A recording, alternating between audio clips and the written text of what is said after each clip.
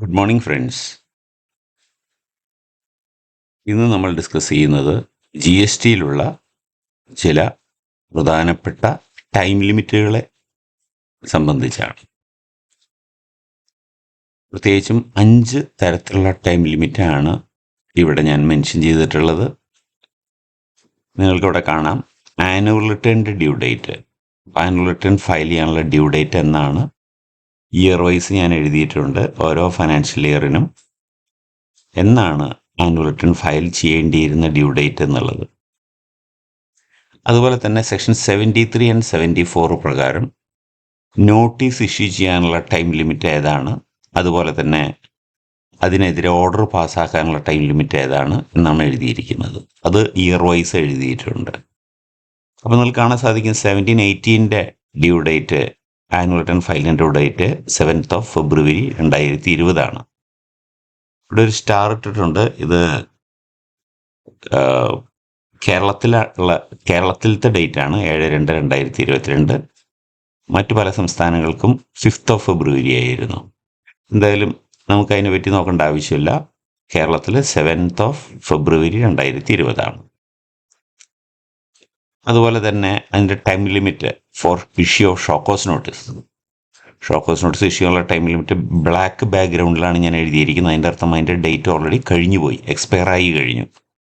അപ്പോൾ 17-18 വേണ്ടി ഇനി സെക്ഷൻ 73 പ്രകാരം ഒരു നോട്ടീസ് ഇഷ്യൂ ചെയ്യാൻ സാധിക്കില്ല.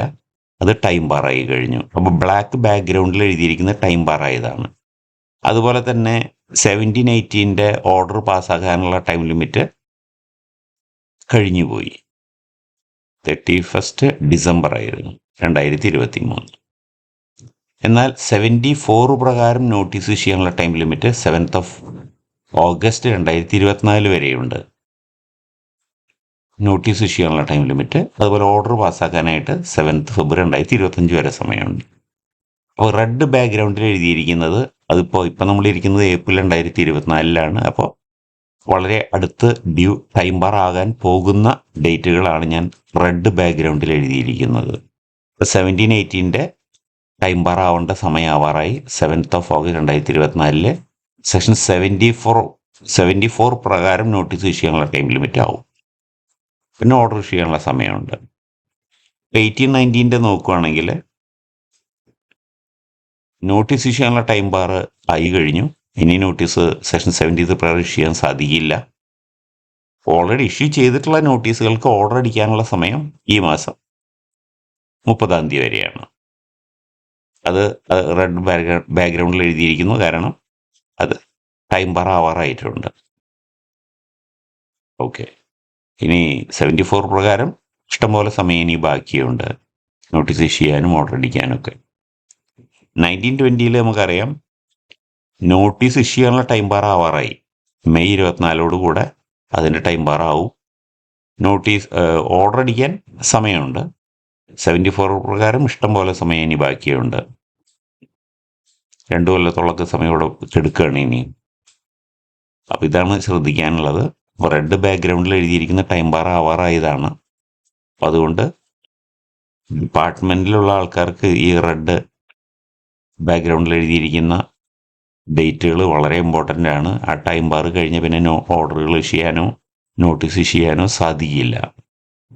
അപ്പോൾ ടാക്സ് പെയർക്ക് ഏതെങ്കിലും നോട്ടീസ് വരുവാണെങ്കിൽ ടൈം ബാർ ആയിട്ടുള്ള കേസാണോ എന്ന് നിങ്ങൾക്ക് ഈ ടേബിൾ വെച്ച് വെരിഫൈ ചെയ്യാവുന്നതാണ്. പിന്നീടുള്ള വർഷങ്ങളിലൊക്കെ ഡേറ്റുകൾ ഞാൻ എഴുതിയിട്ടുണ്ട്.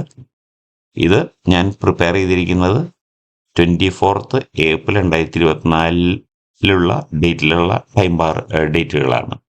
അതിൻ്റെ അർത്ഥം ഈ ഡേറ്റിന് ശേഷം ഏതെങ്കിലും നോട്ടിഫിക്കേഷൻ വഴി ഇതിലെ ഡേറ്റുകൾ മാറുകയാണെങ്കിൽ അതിനനുസരിച്ച് പുതിയ നോട്ടിഫിക്കേഷൻ പ്രകാരം നമ്മൾ നോക്കേണ്ടി വരും. അപ്പോൾ ഇപ്പോൾ നിലവിൽ ഉള്ള ടൈം ലിമിറ്റുകൾ ആനുവൽ റിട്ടേൺ ആയാലും 73 നോട്ടീസ് ഇഷ്യൂ ചെയ്യാനും ഓർഡർ ഇഷ്യൂ ചെയ്യാനും അതുപോലെ തന്നെ 74 നോട്ടീസ് ഇഷ്യൂ ചെയ്യാനും ഓർഡർ ഇഷ്യൂ ചെയ്യാനുള്ള ടൈം ലിമിറ്റാണ് മുകളിൽ എഴുതിയിരിക്കുന്നത്. ഇതിലിവിടെ 21-22 മുതൽ താഴേക്ക് 22, 23, 21, 24 ഈ വർഷങ്ങളിൽ യാതൊരുവിധ എക്സ്റ്റൻഷനുകളും ആനുവൽ റിട്ടേൺ ഫയൽ ചെയ്യുന്നതുമായി ബന്ധപ്പെട്ടോ അല്ലെങ്കിൽ നോട്ടീസ് ഓർഡർ ഇഷ്യൂ ചെയ്യാനുള്ള 73, 74 ഒന്നും തന്നെ ഡേറ്റുകളൊന്നും എക്സ്റ്റെൻഡ് ചെയ്തിട്ടില്ല.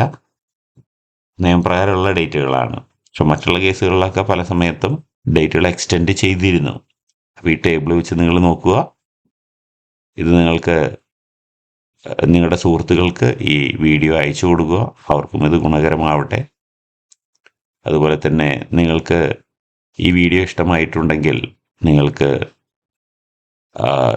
ലൈക്ക് ബട്ടൺ പ്രസ് ചെയ്യാവുന്നതാണ്. അത് വളരെയധികം ഗുണം ചെയ്യും. മറ്റുള്ളവർക്ക് ഈ വീഡിയോ ഷെയർ ചെയ്ത് കൊടുക്കുക. നന്ദി.